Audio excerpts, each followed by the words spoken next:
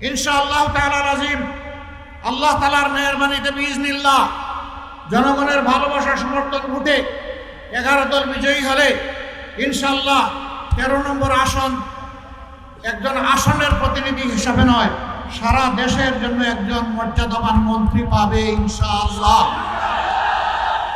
যিনি সংসদে গিয়ে শুধু 13 নম্বরের জনগণের কথা বলবেন না, তিনি 18 কোটি মানুষের অধিকারের পক্ষে কথা বলবেন, আলিম উলামার পক্ষে কথা বলবেন, আল্লাহর দ্বীনের পক্ষে কথা বলবেন, বেইনসাফির বিরুদ্ধে কথা বলবেন, ইনসাফের পক্ষে দৃঢ় অবস্থান নেবেন।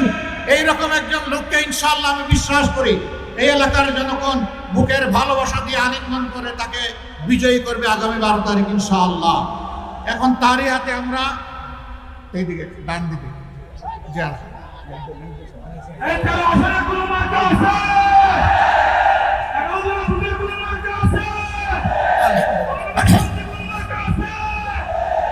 আমরা 11 দলের পক্ষ থেকে এমন একটি মার্কা আমাদের ভাই সম্মানিত আলেমে দ্বীন হযরত মাওলানা মামুনুল হকের হাতে তুলে দিচ্ছি, যেটা বাংলাদেশের জনগণের পরিবহন, যেটা গরিব দুঃখী সাধারণ মানুষের পরিবহন।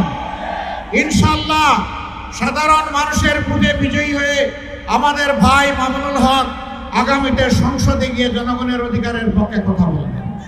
মার্কা আছে কোন সে মার্কা? আরো জোরে, জোর হলো না, জোরে সুরে ইনশাআল্লাহ বিজয় হবে ইনশাআল্লাহ।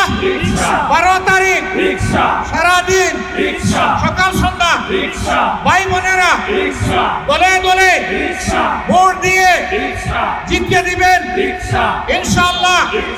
মাশাআল্লাহ তাআলা আজিম। এখন থেকে সতর্ক পাহারাদারের দায়িত্ব পালন করতে হবে। কোনো ভোট ডাকাত, কোনো জালিয়াত, কোনো ভোট চোর, কোনো অবৈধ ইঞ্জিনিয়ার যাতে জনগণের কপাল নিয়ে খেলতে না পারে তা রুখে দিতে হবে ইনশাআল্লাহ। এখন থেকে পাহারাদারি শুরু। বিজয়ের মালা গলে পরিয়ে দিয়ে তারপরে ঘরে ফিরবেন, ওযু করবেন, 2 রাকাত নামাজ পড়বেন, বিজা চোখ দিয়ে 4টা সেজদা দিবেন ইনশাআল্লাহ।